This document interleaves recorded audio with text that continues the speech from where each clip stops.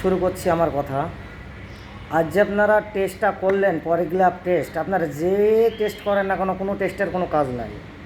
আগে বলেন টেস্ট করে কজনের নাম বেরোলো, কারা কারা দোষী হলো, সব কি বেরিয়েছে? কিচ্ছু বেরোবে না। এভাবেও কোনো দিন কিছু হয় না। মুরগি চোরকে থানায় নিয়ে এসে জোরদার বাড়ানো যায়।